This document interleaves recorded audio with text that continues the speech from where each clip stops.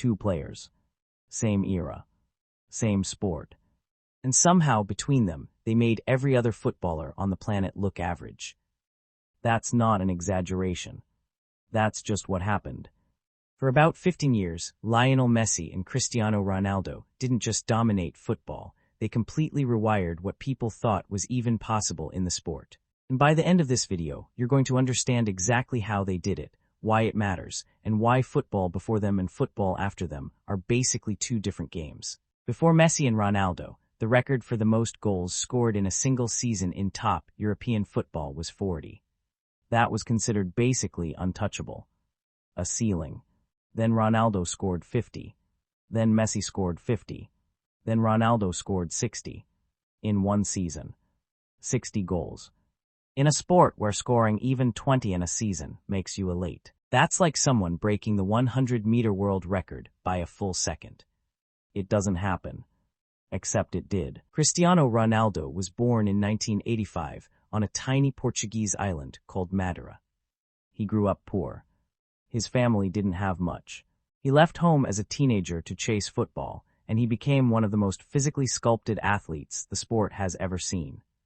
Everything about Ronaldo was built, engineered. Lionel Messi was born in Argentina in 1987.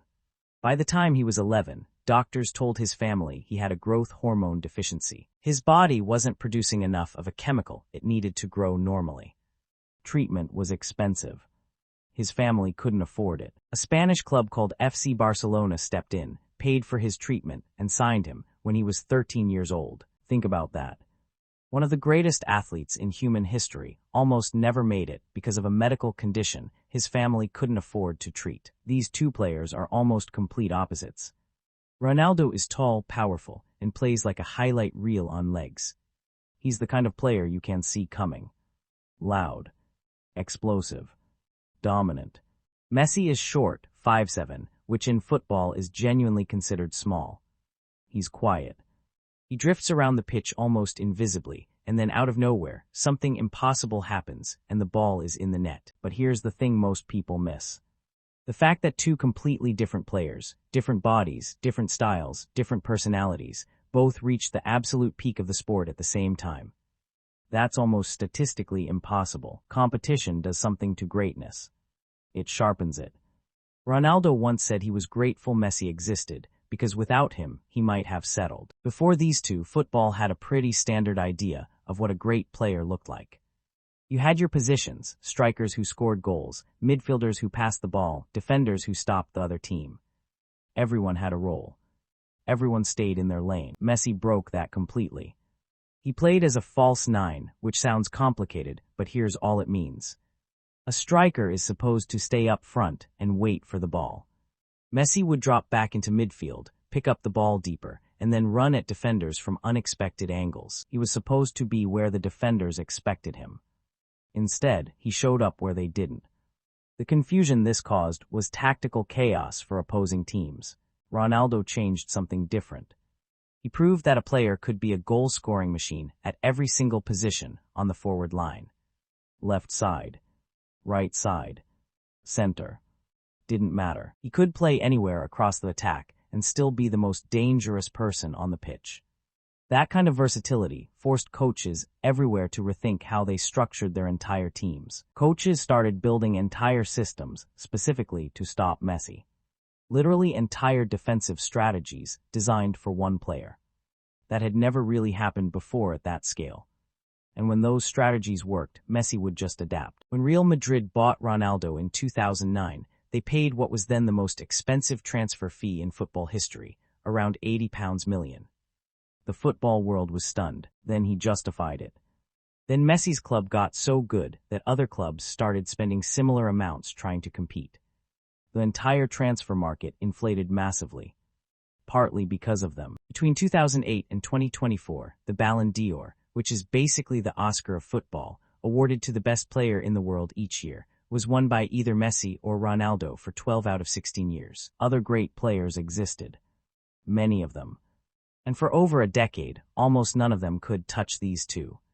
Neymar, one of the most gifted Brazilian players of his generation, once said that if Messi and Ronaldo hadn't existed, he he would have won multiple Ballon d'Or awards. There are players who make you hold your breath when they get the ball. The crowd tenses. Something might happen. With Messi and Ronaldo, that feeling never went away. Even when they were 35, Michael Jordan had it in basketball. Serena Williams had it in tennis. But football has 11 players on each side, the pitch is enormous, and individuals are supposed to matter less. These two somehow made the individual matter more than the sport was designed to allow. For most of his career, Messi was criticized because Argentina hadn't won a World Cup with him. Ronaldo faced the same criticism about Portugal. Critics said the mark of true greatness was winning the biggest tournament in the world. Then in 2022, at the World Cup in Qatar, Messi finally won it. He was 35 years old. Argentina beat France in one of the greatest finals the tournament has ever seen. He won the Golden Ball, the award for the best player of the entire tournament. He had the one thing people said he was missing. Ronaldo hasn't won a World Cup.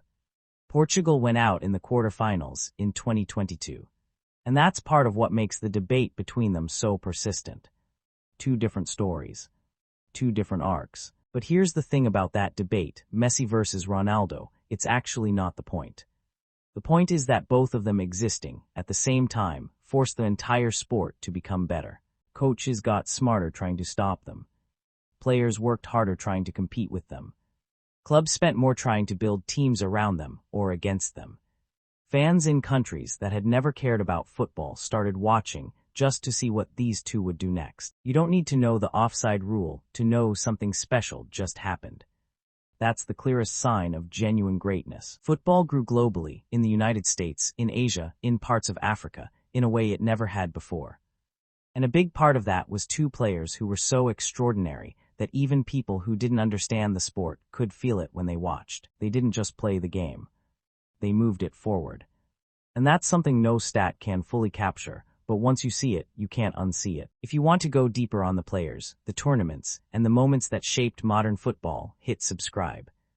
There's a lot more where this came from.